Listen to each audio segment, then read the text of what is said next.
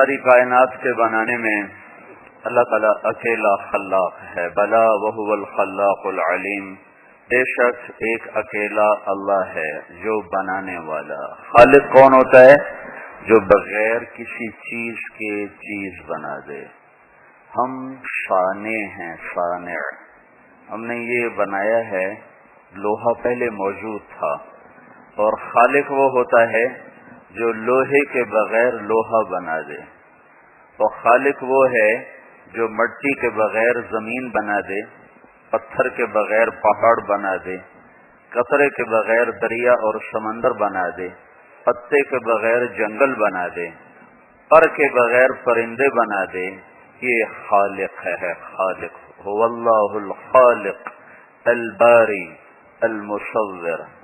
وہ اللہ ہے جو اپنی ذات میں خلاق اور خالق، اور الباری تصویر بنائی، شکل بنائی، المصور الخالق شکل بھی بن گئی اور بغیر کسی میٹیریل کے بن گئی. اب اس میں جان کون ڈالے؟ تو الباری. الباری جان ڈالنے والا، روح پھونکنے والا. تو یہ اللہ ہے جو اپنی ذات میں اکیلا یہ کام کرتا ہے، زمین کا بچھنا، آسمان کا اٹھنا، پہاڑوں کی سختی، دریاؤں کی روانی، پھولوں کی مہک، عقاب کی اڑان، سانپ کا زہر، تھنوں کا دودھ، بلکھاتی ندیوں کا پانی، گرتی ہوئی آبشاریں. ان سب میں اللہ کا خالق ہونا نظر آ رہا ہے.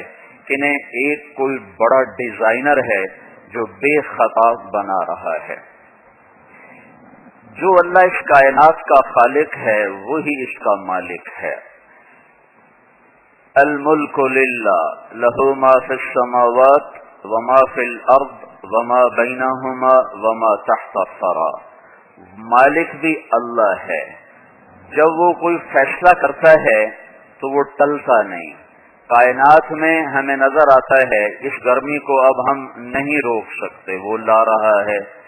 رات چھوٹی ہو رہی، ہم نہیں روک سکتے، وہ کر رہا ہے.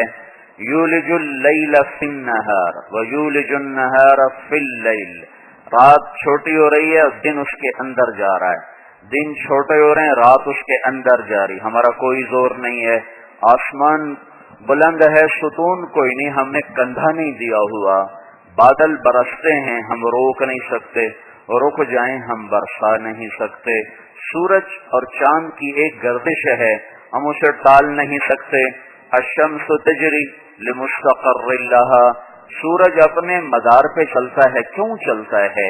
یہ تو گیسز ہیں، کوئی ٹھوس چیز بھی نہیں. زمین کی طرح گیسز کا مجموعہ ہے، اور زمین سے 12 لاکھ گنا بڑا ہے، اور 6 لاکھ کلومیٹر فی گھنٹہ اس کی رفتار ہے.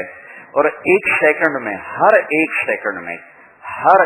سیکنڈ میں 50 کروڑ ایٹم بم کے پھٹنے کے برابر یہ انرجی پیدا کر رہا ہے. تو یہ سیدھا کیسے جا رہا ہے؟ ادھر کیوں نہیں ہوتا؟ ادھر کیوں نہیں ہوتا؟